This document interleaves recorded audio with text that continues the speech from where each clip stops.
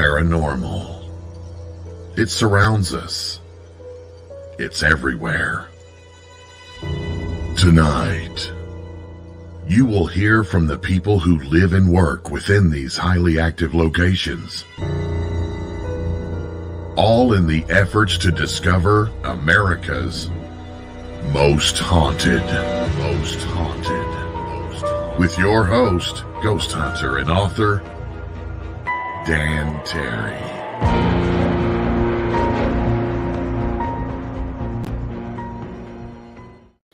Good evening, guys and ghouls. I am Dan Terry, your ghost host with the most haunted, and we've got a really fun group from Indiana called the Bam Ghouls.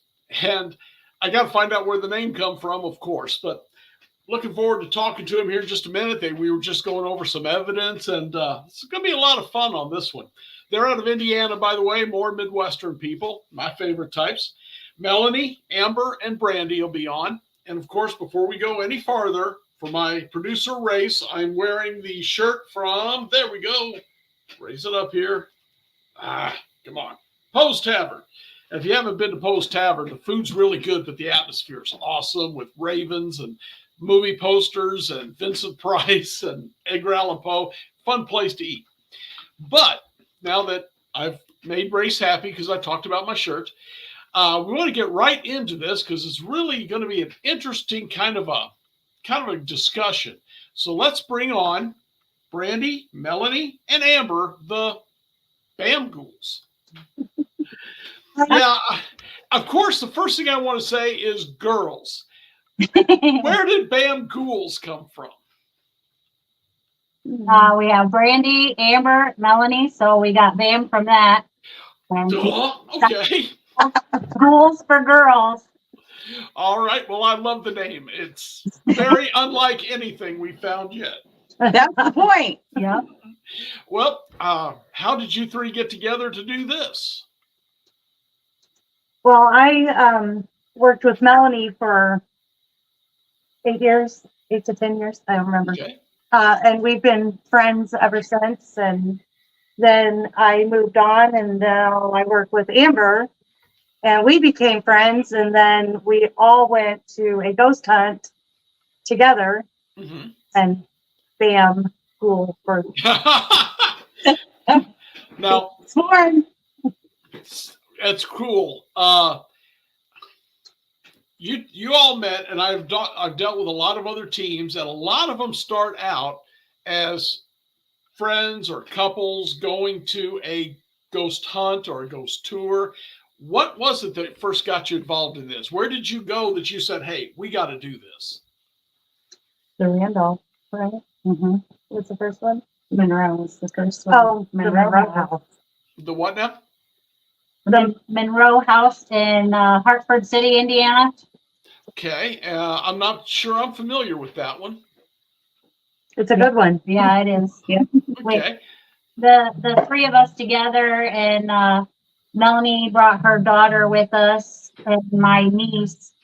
They came with us. They're both seniors in high school, and we just kind of had a girls' night there, because we were friends first. So it was kind of like a sleepover, but we were doing something that interested us, and we decided this was the ultimate girls' night for us.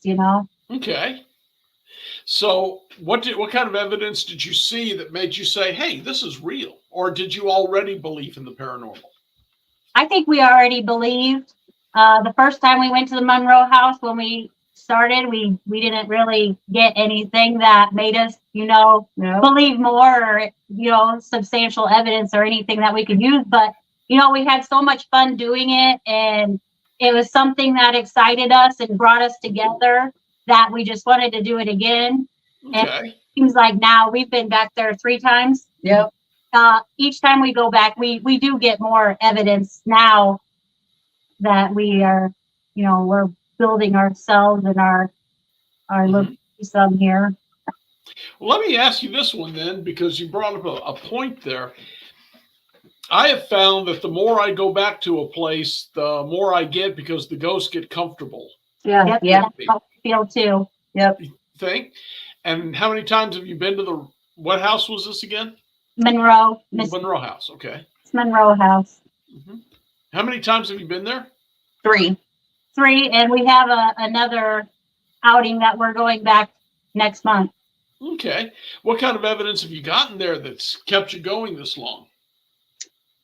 I feel like we've had two big things happen. Okay. The second time we went, they have like a fire pit outside. Okay. We decided to build a fire and sit around, and we were just sitting there talking, and I got touched twice on my shoulder. Mm-hmm. And that it made me come up out of the chair with some choice words.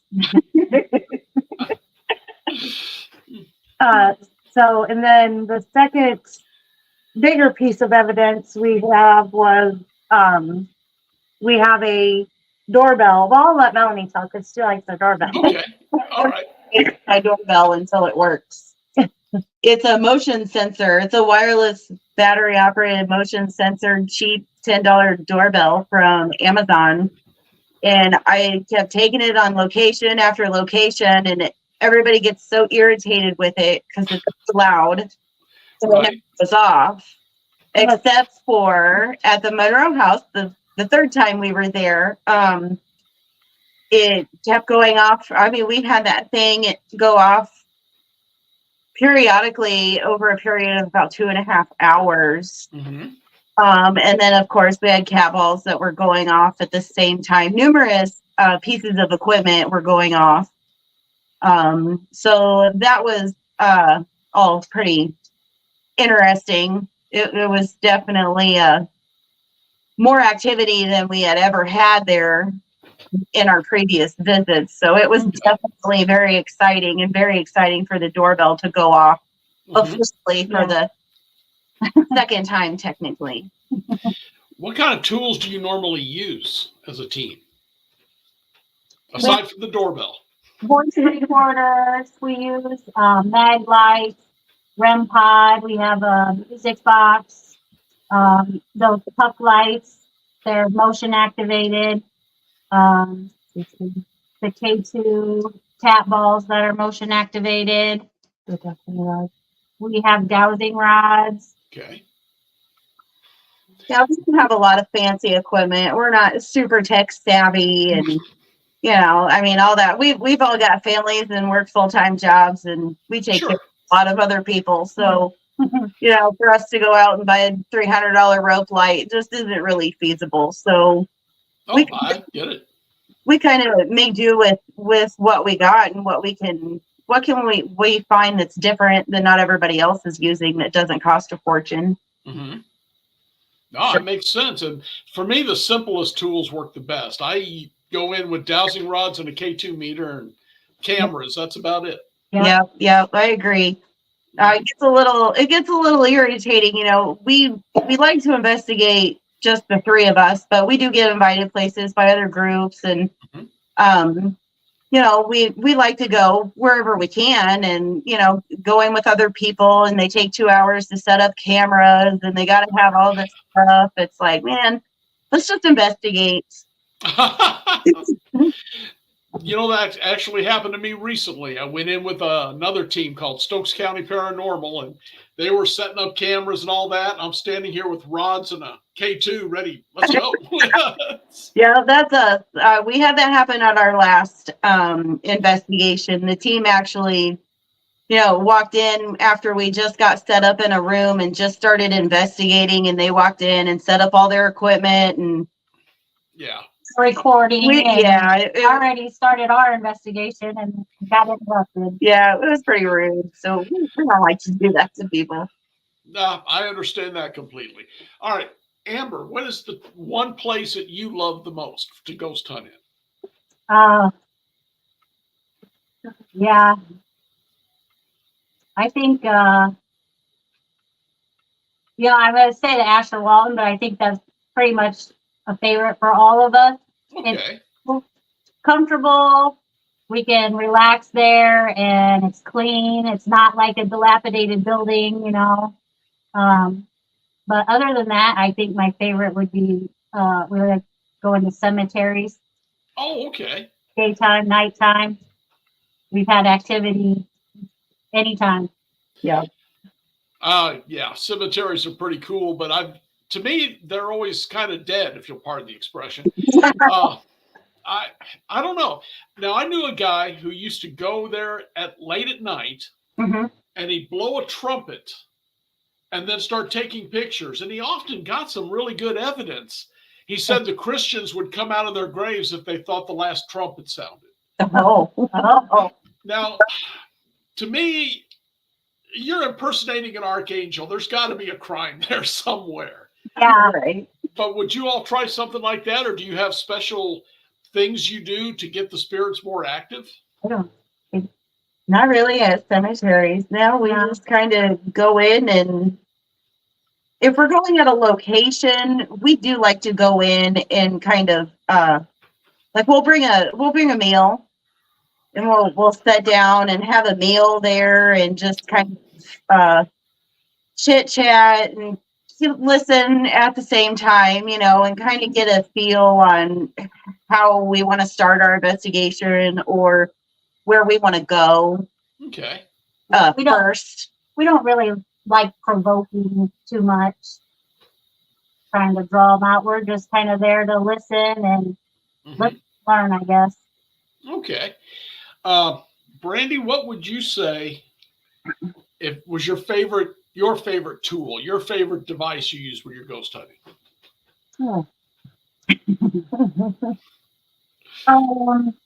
Probably the voice recorder, Okay. I think. EVPs are really good evidence, especially if you get a good Class A talking to you. Yeah. I love those things. Absolutely. Well, let's see. We've got a little bit of evidence here. You all want to hit the photos first, or you want to go with the video? We can do the video. You want to do a video? Let's do one. Okay.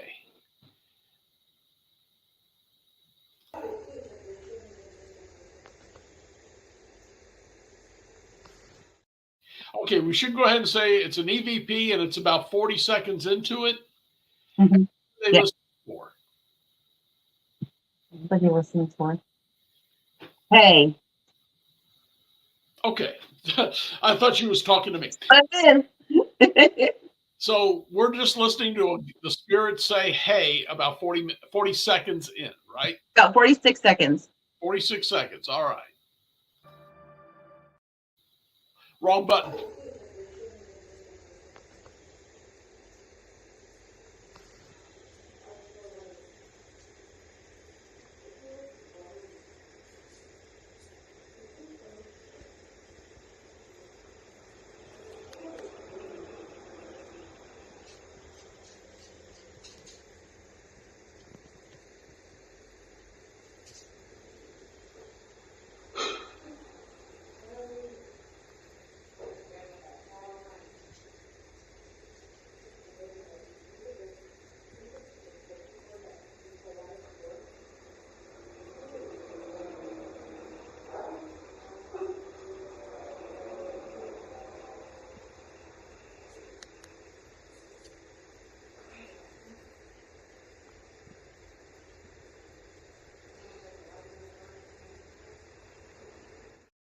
Okay, right after, was that a truck going by or something?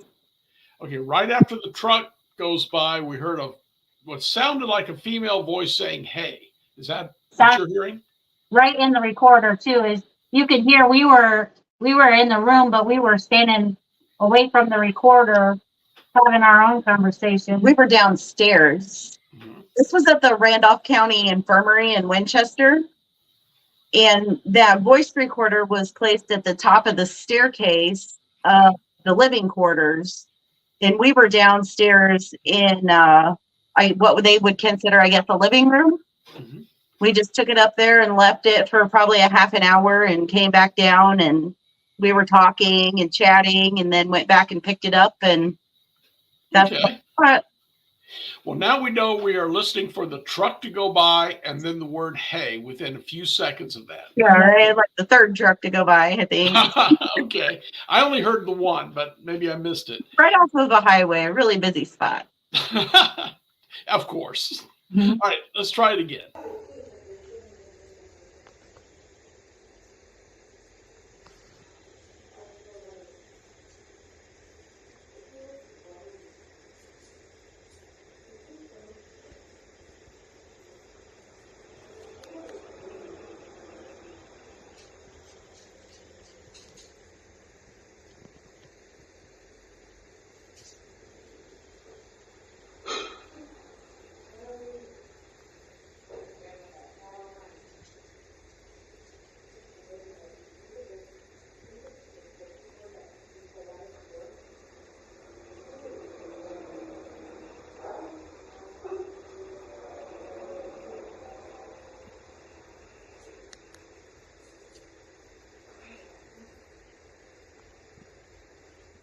Yeah, you're right. There were more trucks going by.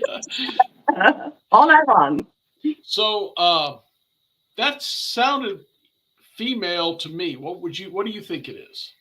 That's what we think it is. Okay. And this was a county poor farm, right? Yes. Yes. Yes. Okay.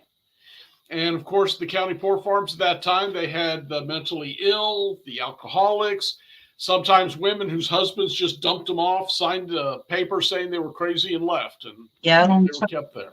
they have children there too. What's that? And children. Children? Oh, yeah. Right in there with drunks and who knows what kind of criminals. Yeah. Yep. So many times they were a sad place, and that voice sounded like somebody wanting attention. Mm-hmm. Yep. Did you get anything else that might be from this person while you were there? There was a couple other EVPs that I wasn't able to send you because of the issues I had with the voice recorder. But you hear, like if you're fogging up a mirror with your breath, like Yeah. you hear that, and then maybe 10 or 15 seconds later, you hear it again for an extended period, and then at the end it says here. Unfortunately, like I said, I wasn't able to send you those because they're stuck on my voice recorder, but we've got those two that night, but I don't think we got any other EVPs. Okay. But we did get a really strange mimic of the ringtone on Amber's cell phone, which was pretty different. Okay. Yeah. What happened? We walked the recorder to the complete opposite end of the building and left it in the hallway on a water fountain. And it was on a completely different floor and everything. We went back downstairs and we were actually waiting for our pizza delivery. And so we were downstairs in the living quarters waiting on the pizza delivery guy to come. And in the recorder, you can hear it's a text message notification on the voice recorder right next to it. And we were downstairs on a different floor, all the way across the building, waiting on a pizza guy. That's pretty cool. All right. Clear as day. So, and it was mocking or mimicking the text tone. It's special ringtone that I have downloaded. It's not like a Samsung ringtone that most people would have. It's something that I downloaded special to my phone to have. And is it something with words or a particular tune, or what was they mimicking? Chimes, I would say. Okay. Yeah. Or bells. Okay. Sounds like the spirits there are having fun. Yeah, right. Either before or after they closed the very large door in the basement that unfortunately we didn't get to capture. But it was pretty cool. So it was the spirits that shut the door. Yeah, we had walked through the area, and it's a huge double door they're connected. They're connected, and they're kind of like a bifold, I would want to say. Okay. Heavy metal doors, and we walked through the area, with our tour guide, and we had them all open, walked all through the house, and then when we went down to investigate, it was closed. So it was a hard one to push, and it made a creepy creaking noise too. Yeah, drug across the floor. You had to drag it across the floor pretty good to get it closed. Uh-huh. And our tour guide didn't close it, and neither did we. Actually, we didn't even go back through there on our tour. We came up on the other side of the basement. So that was pretty cool. Oh, ain't it a shame there wasn't a camera for that one? Yeah. That's how it always goes. It does. Let's see what this one has. Oh, I love this one. So explain what we're looking at here. This is at the Asher Walton that I said is one of our favorite. Mm-hmm. It was a baby's nursery that's attached to the master bedroom. It's made into a closet now, but they had this chair sitting in there, and they have you can see on the chair behind it, there's a balloon they kind of put as little props and stuff to see if they move. And so we put our motion activated light on that chair that's sitting in the closet, and this is their surveillance they have at Asher Walton. We contacted them to have them send the video. But we had a round motion activated light. It has like a loop at the top where you can put a nail through it. Okay. We put it on the chair and you can see it kind of turn. You can see where that nail hole sticks and then slides off the chair. Okay, let's look that again because I saw it, and while you were talking, we saw it start moving. Yeah. Yep. And that video is actually a video of the video Yeah. Okay, that's. that they did on their surveillance cameras. Mm-hmm. No, you know, you was talking about the recordings. I have some great EVPs, but no computer now has the operating system those old recorders had. Yeah. So it just ain't the same when I'm holding this recorder up against this microphone and trying to make it. So I get what you say. All right, let's play this one again because this one's pretty cool. And there is a dot in that where there's like a hole. Corner, I believe. Okay. It's like a little tab. Okay. Had probably been sitting on the chair for 30, 40 minutes. No one was in the room. We were downstairs. We went into some other rooms to investigate, and then we went down to see, because they allow you to look at their surveillance cameras as you investigate. So we went down to check it out, and we went and looked, and we were like, where'd the light go? Keith, it's going. was kind enough to come over and pull it up for us so we could see what happened. That's a good one. That because of its simplicity. There's no one around it. Yeah. There's no reason for it to fall. Yep. And it's so slow. It just goes so slow, and then it spins as it falls. Yeah, that one was pretty cool. So was there somebody thinking there's something in his chair and he wanted it back? Maybe. I mean, why else would you say if they would be doing that? Used to be the nursery. Maybe a child was playing with it, interested in what it was. Yeah. So maybe what they need then is more of a little teddy bears and things like that around for the kid to move and play with. If that's the case, I don't know. Yeah. Okay. How long have y'all been at this now? 2 years as a team. I mean, we've been interested in the paranormal and dabbled for many years, but as a solid team, 2 years. Was it Ghost Hunters that got you started, the TV show? No, Maybe I really. watched them a long time ago. Okay. Well, I started myself back in the 70s when I got my driver's license. But I could actually talk about it in public after Ghost Hunters come out and it became mainstream. Yeah. Because I was, military and then a policeman. I can't look like I'm crazy or I'm not going to get promotions. Right. But yeah, once it became mainstream, then it was all good for us.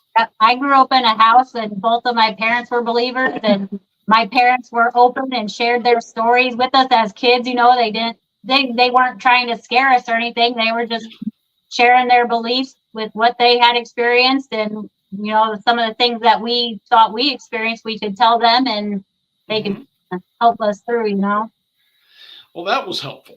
Yeah. I kind of had both. Folks didn't want to say anything because we might get scared, but Dad was a storyteller and couldn't help himself. Yeah. Especially when he had a couple beers in him, he wanted to tell stories. And that's got me interested in this. This and Kolchak the Night Stalker. God, I love that TV show. Still own it. Mm-hmm. Our movies like Twilight Zone and Big Step. Except Chatty Cathy. Oh, that video damaged me. I'm telling you. Oh. I can't be in a room with a doll by myself anymore. So where else have you all been to? What kind of stuff have you seen? Oh, The man. cemetery. I feel We have an undisclosed cemetery that we like to go to. I work as a maintenance clerk in a factory. And one of my maintenance techs told me about this little cemetery in this town in the middle of nowhere. And he oh, you guys got to go there. If anywhere is haunted, this place is it. It's haunted. Well, years and years ago, the cemetery, the whole back of the cemetery had been washed out. So all of the caskets and remains were in this river type ravine in the back of this cemetery. And he finally just talked us into going there. And it was probably one of the scariest nights that we had. Yeah. He had pulled the place up on Google Maps and showed it to me, and I'm looking at it, and you could see where there was a couple headstones. So I figured there was just a few that were there that were still left. And when we got there, we realized that the area is down a really large hill, and then there's a whole load of trees in the back. The whole back is loaded with trees. And within all those trees, there's probably hundreds of headstones that were toppled over. Yeah, broken and leaning up against trees, leaning up against one another. There's just hundreds of them, and they're mostly all displaced and broken and can't read them. Yeah, very, very old. It's actually an Oddfellows portion of the cemetery, which is also alleged to be very haunted because of their weird rituals and such. Yeah. So is this part of the cemetery is in a floodplain? Yeah. Well, I wouldn't think so. I would say just being that creek. Yeah. It's separated from what the cemetery that they use now. Mm-hmm. It's up on top of a hill, a large hill, and we travel almost rolled down to get to this area that runs along that creek in the back where the older cemetery is, which is another probably what 50, 75 foot drop off. Yeah. Wow. Yeah, it's pretty hollerish for Indiana. Yeah. I would say. So do you think there's still bodies underneath where this stream had come through? Yes, definitely. My maintenance tech had actually told me when he was a kid, he's about 53, 54 now. When he was a kid, they used to go back there and play. And he said that they would actually find bones, wood from the caskets that had washed out. Wow. Yeah. Yeah. Well, I can see why it's haunted. Yeah. I'm going to step away for just a second, and we're going to show a couple of things here. But when we come back, I would like to hear more about your stories of what has happened to you in that place, because places where the dead's been disturbed are legendary for being haunted. So, all right, ladies, would you hold on for just a second, and we'll be back with the Bam Ghouls in just a moment. Bam, I love that name. Bam Ghouls in just a minute. Okay, this stories are, I'm sure, going to get pretty good because, again, anytime you're dealing with the dead being disturbed, you got something pretty cool going on. You've got some hard feelings. You've got, well, it's going to be interesting to hear their stories. And I think you're going to be interested in seeing some of this, so y'all watch close. While most near-death experiencers return to this plane of existence with alluring tales of their time spent in the presence of the divine, what happens when one crosses the veil into the afterlife, into the void?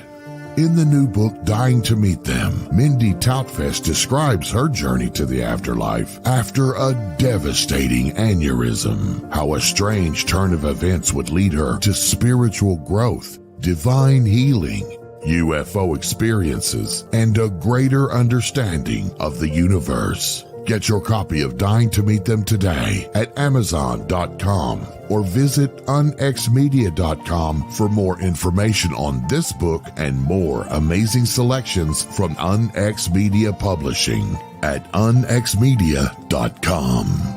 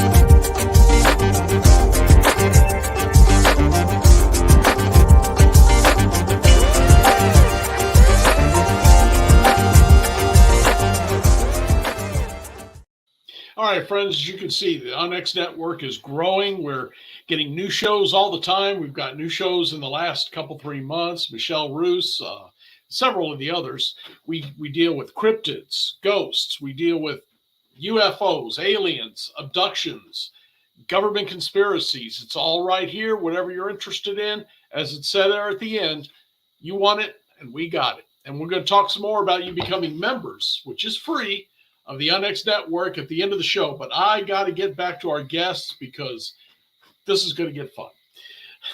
All right.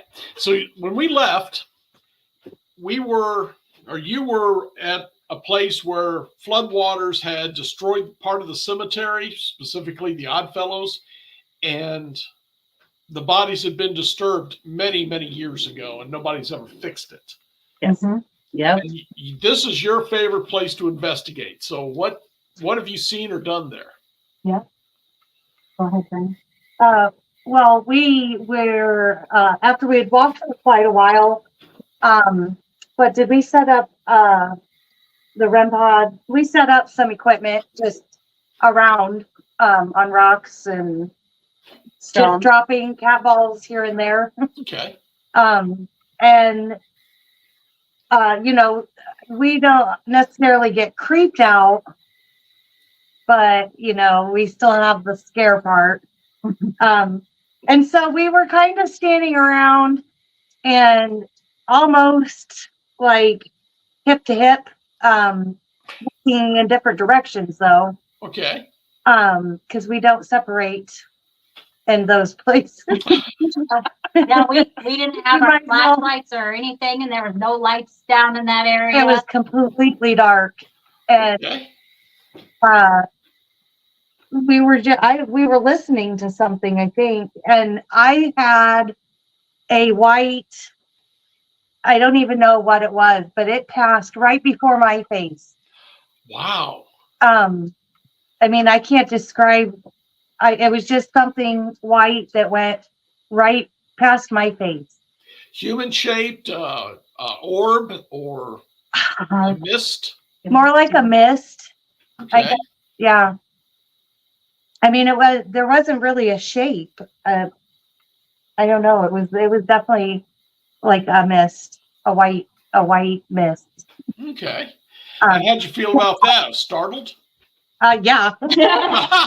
All right. Tell me the truth here. Melanie, did she scream? Oh yeah. Okay. Choice phrase. With a little bit of an F-bomb in there somewhere.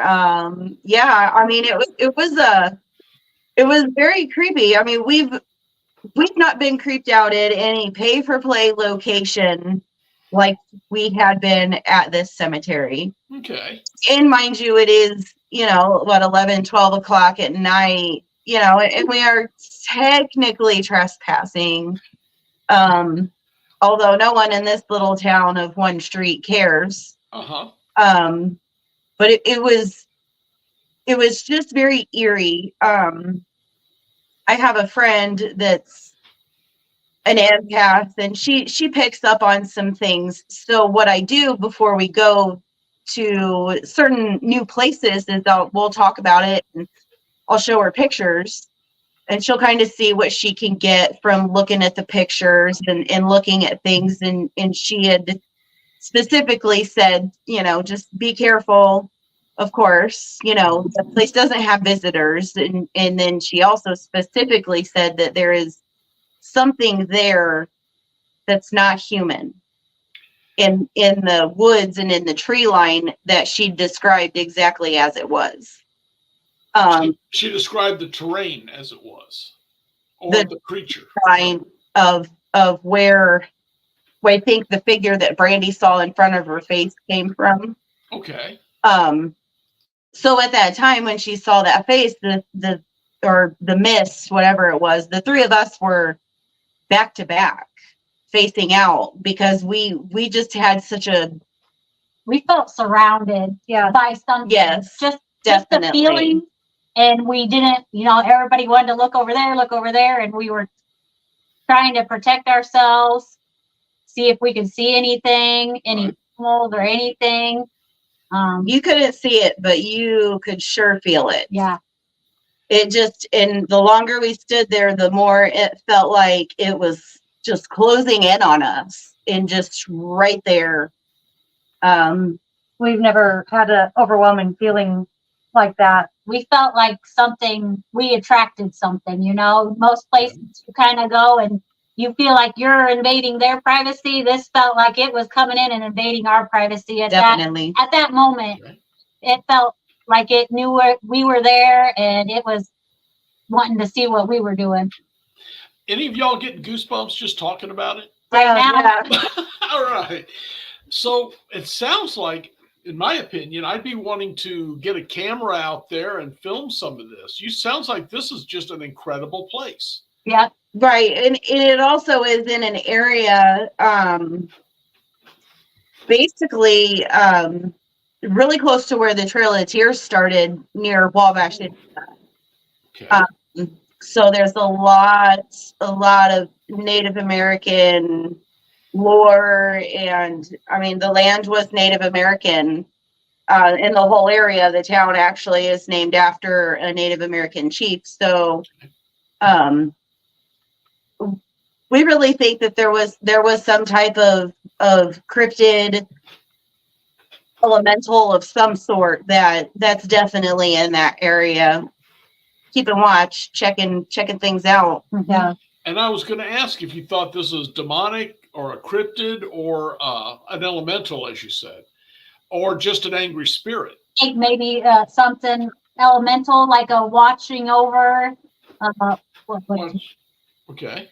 Kind of like a security for them. Well, I'm almost on the thoughts of like a dogman type of cryptid, but sort of elemental too, I guess, whatever the difference is.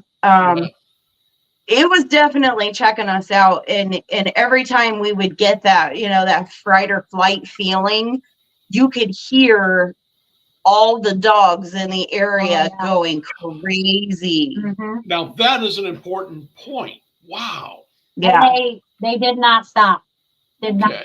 No. And like I said, we didn't have our flashlights out, so I mean, we weren't disturbing, that they could see us. Maybe they could smell us. But yeah.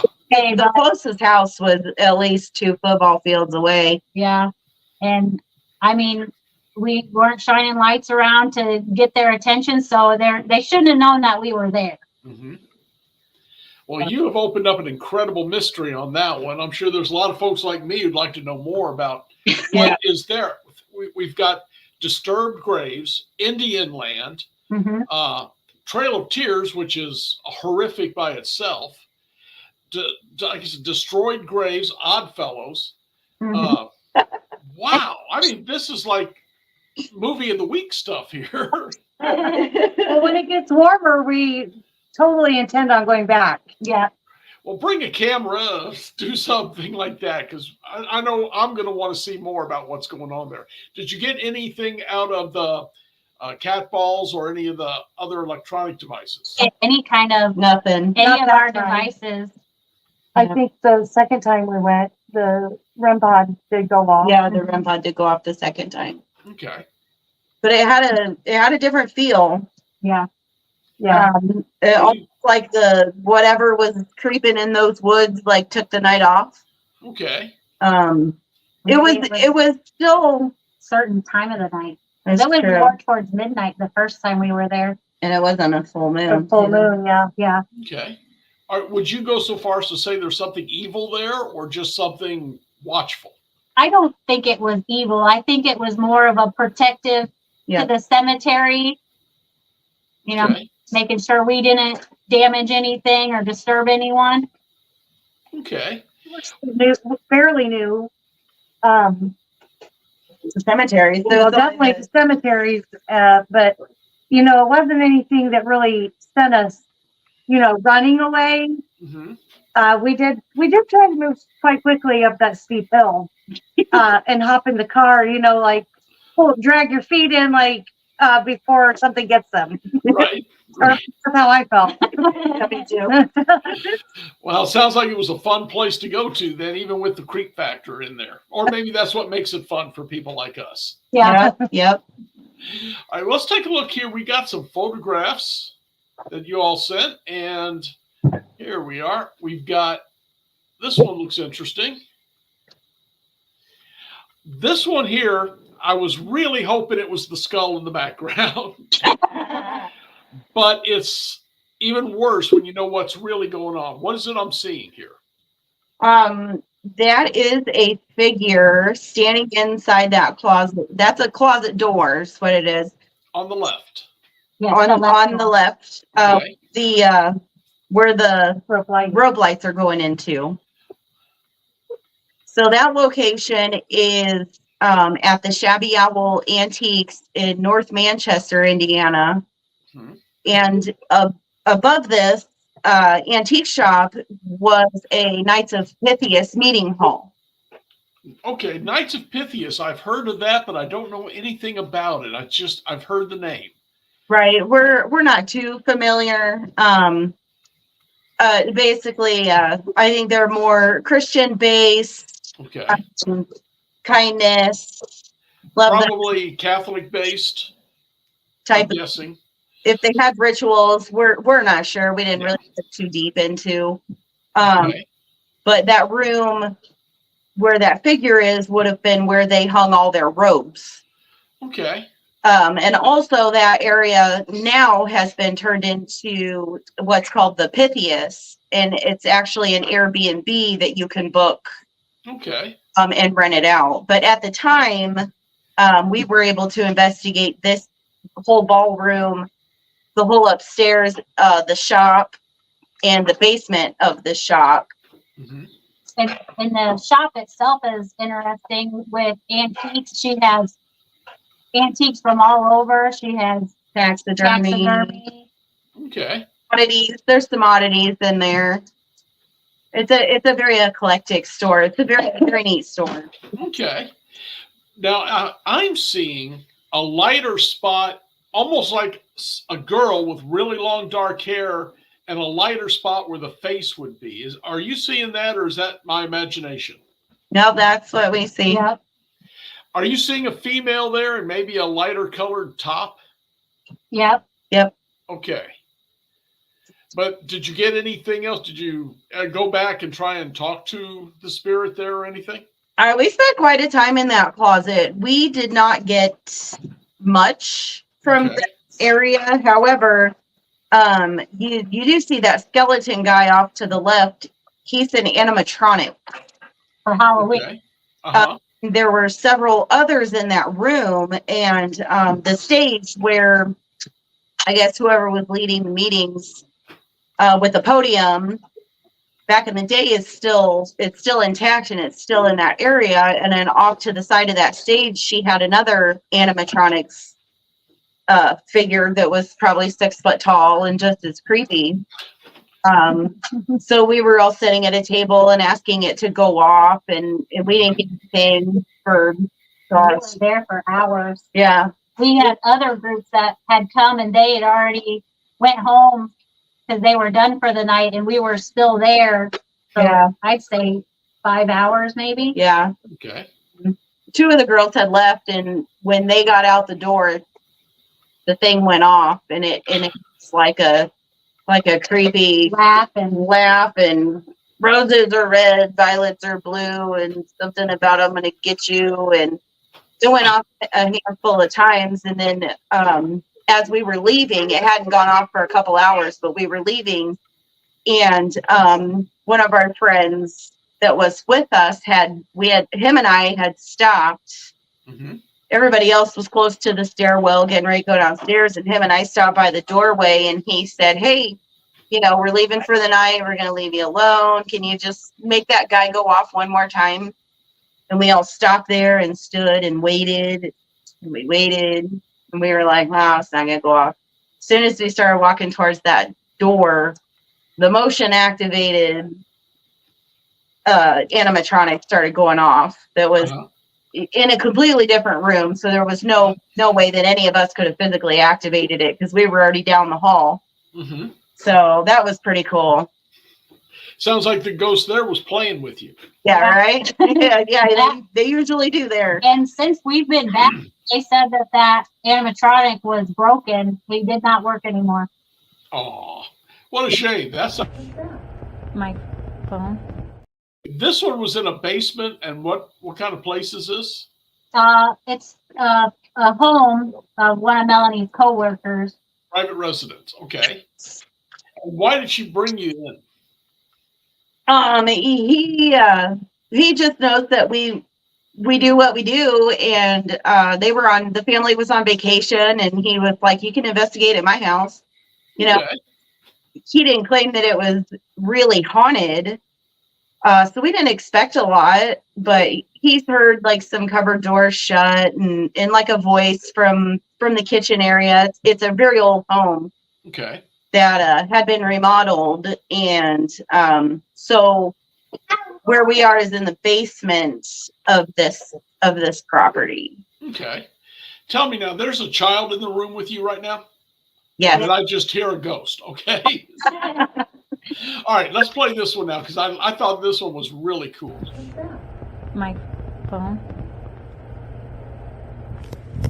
Oh, the cat ball Thank you. and the light. Those lights are pretty cool. We've got a few more around here. Thank you for doing that again. I'm trying not to arm her food. So you don't arm my food.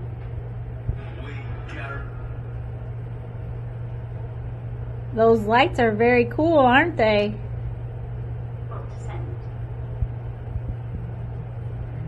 I put a couple of them on the floor too. Yeah. I was looking at the shadow on the back wall. I was looking at a shadow down the hallway. I can't see the shadow on here. I think it's whatever that box is over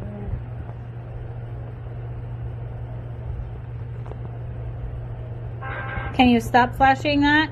Thank you.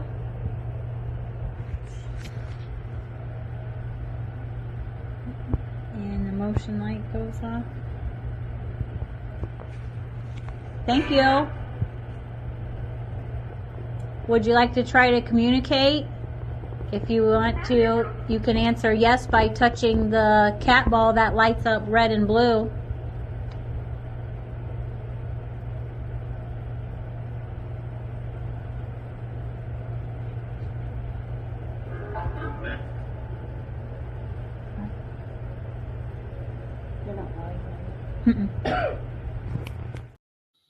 As soon as you asked if he'd like to try and communicate, it said something. It sounded like he was really trying to get through to you. Yeah. Yeah, actually, when we first went down in that basement, it had said, "Hey, Scotty," which Scott is the name of the property owner. Okay. After that, we didn't get a whole lot. But the location of this basement in the house, you have to go through their master bedroom. Mm-hmm. And then it's kind of in a little nook in the back of their bedroom. So when we come up out of the basement and we were walking through, I had noticed that 2 of their dresser drawers had been opened that weren't previously open when we went downstairs. So we took probably 5 or 10 minutes hopping around on the floor to try to get those drawers to open back up. And I'm, messaging Scott, "Hey, your dresser drawers ever open by themselves?" And we couldn't debunk Mm-hmm. the drawers Get it to opening. happen again. Wow. It sounds like fun. Boy, we are running low on time, but I love the stories. I want to see if I can get you all back, especially if you get back to that cemetery, because that just sounds like a... We got lots more stories and lots more cemetery stories too. Okay. Well, when you're ready, let me know. Come on back and we're going to talk some more, because I love the stories, ladies. You guys are doing awesome. Awesome. Yeah. Thank you. Thank you. So, Brandy, Amber, and Melanie, and I got it in the right order this time, of the Bam Ghouls. And how can people find you, get more of your evidence to look at? We're on Facebook, TikTok, and Instagram under Bam Ghouls. We got lots of Okay. videos and photos. We respond to messages when we can. Okay. Yeah, a little late on mine, but you got there. But I understand. I'm busy too, so we get that. All right. So, Brandy, Amber, Melanie, thank you all for being on the show. And would you stick around for a little bit? I'll talk to you some more on the other side. Yeah, thank Awesome. you. Thanks for All having right. Well, thank you for being on. We'll talk to you in a minute. All right, my friends, you heard it. You've seen it. Boy, I loved that part in the basement when they asked it to communicate and tried. That's what we live for as ghost hunters. And I do want to also real briefly remind you all to become a member of the UNX Network. It's really simple. Go to unxnetwork.com. First page, drop down a little bit. There's a thing to fill in to become a member. It's free. All they ask for, I think, is an email address and a name. And for that, you get the UNX blog. And the blog has been really burning up lately. I'm telling you guys, it's crazy. All the stuff going on, UFOs, cryptids, Mothman being seen around, cube-shaped UFOs, tic-tac-shaped UFOs, ghost stories. Everything is going on right now. Things are really starting to pep up. And you want to be on the forefront of this. You want to get the information. This is what you need to do, is join up with the UNX Network. You also get the magazine. It comes to you electronically through email once a month. These are two of the older ones, but the writing is getting better as we get more and more better people with better shows coming on to the UNX Network. The one on the left you see there, I have an article on the Battleship North Carolina, which is very haunted. Recently, I've had a two-part in our magazines on vampires in America. We just hit everything: cryptids, witches, witchcraft, UFOs. Again, the whole thing is right there. All you got to do is sign up for it and get what you've got coming to you. Whatever you're interested in, we talk about it. And of course, there is the XCon, which will be October 11th through the 13th. Interesting place. We've got some amazing speakers. About 3 weeks ago, I talked to a guy. I had no clue he's going to be a speaker there the same night I am. He was out of Arkansas, ghost hunter out of Arkansas. Folks who specialize in cryptids, government conspiracies have been there. Last year's was awesome. This year's going to be better. This gives you a chance to get in on it, be there when it happens. And for me, that just about wraps it up. It's been a rainy, one of those days you just don't want to get up. But I was dry, and I want you, whatever the weather is in your area, to stay dry, stay cool, and most of all, my friends, stay spooked. All right? Good night.